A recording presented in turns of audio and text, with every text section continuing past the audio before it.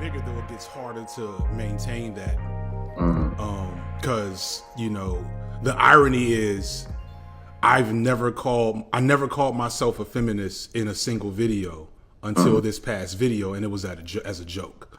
But like, I've been labeled that because of my politics, and I won't lie and act like my politics aren't explicitly derived from intersectionally feminist standpoints.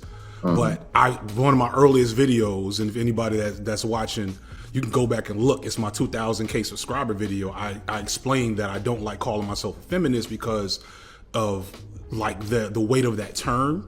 That there's individuals who would prefer me not to call myself that, number one. And then I am wary of any man that openly and readily labels themselves a feminist. It's just, to me, that's a red flag, to be honest with you. Hey, man.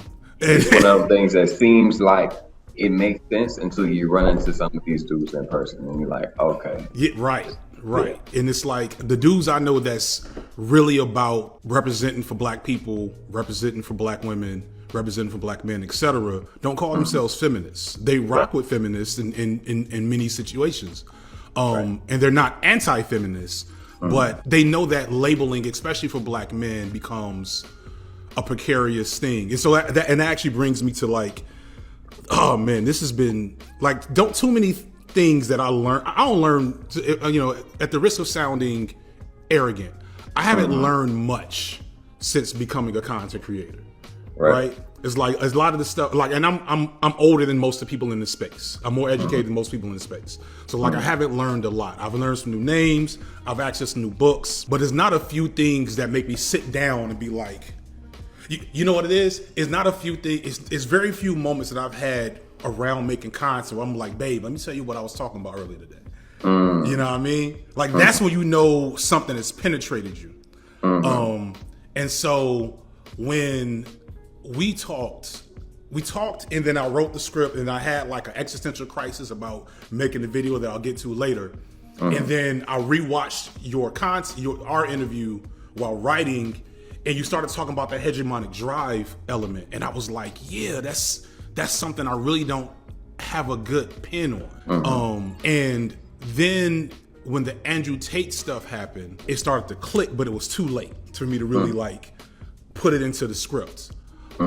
So if you recall Malcolm's elements on the video, that was like, I think I may have made that the first thing you said on screen, was talking about the hegemonic drive. Can you like get into like your perspective on that, especially for black men as it pertains to misbehavior or the manosphere, or just the ways in which we are depicted, perceived, and behave in the media eye? Like kind of get into that. Yeah, actually, to what made me put it all together that way was talking to you, and in preparation for our conversation. I'm like, how do I explain this?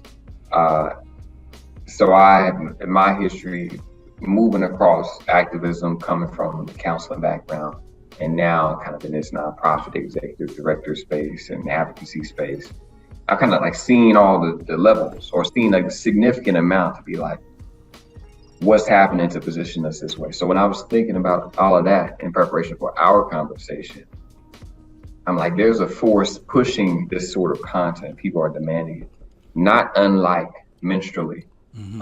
Like minstrel shows, or to give a little bit of context, people who don't know the history, white people predominantly performed it. They paint themselves black and do all this exaggerated ways of mimicking the black culture that they actually want to be a part of. At least wanted to consume. Wanted to consume. Power over.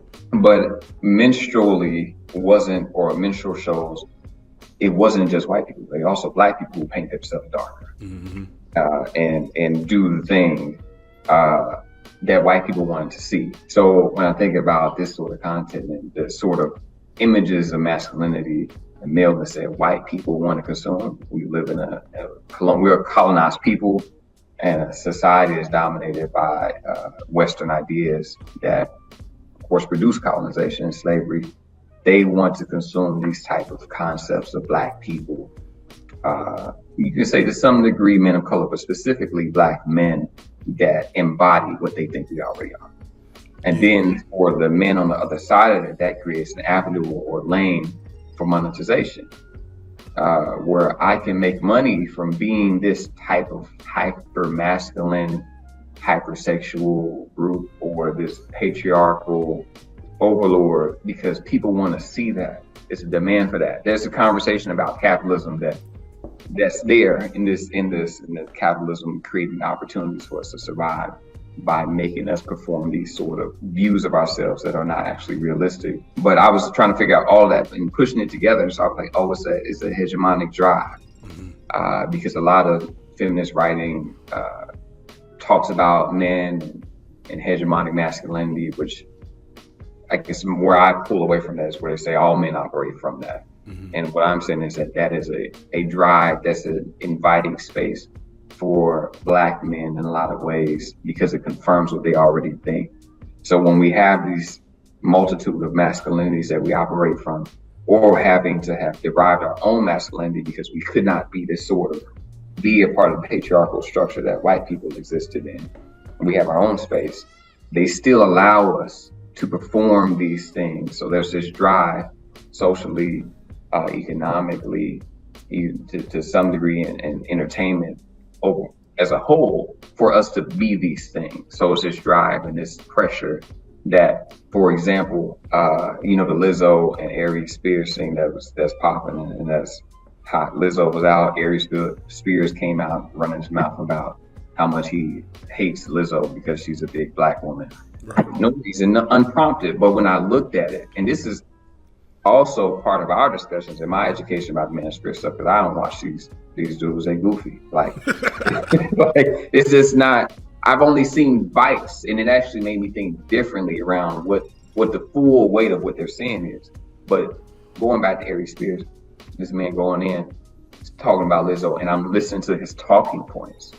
So the hegemonic drive is an example of how, he's trying to appeal to that market. Like, talking about this woman in this very particular way. The Kwame Brown, the market. It's a lot of, not to cut you off, but like here's what hit me. Like, so everything you're saying is like it got in there, and then like other stuff got in the way, and then when it was time to talk about, I was like, oh snap, I have this whole nugget that I haven't like really addressed, and but anyway, that's a ramble. The thing that made it really click was when Andrew Tate got deplatformed, he was suddenly Black again. He was suddenly a man of color. Now, I always viewed him as a man of color, right? Just because that's just, I don't know, maybe that's the reformed Hotep in me, but like, I see melanin, I see that. I may clock your behavior as anti-Black, but I see it, you know what I'm saying?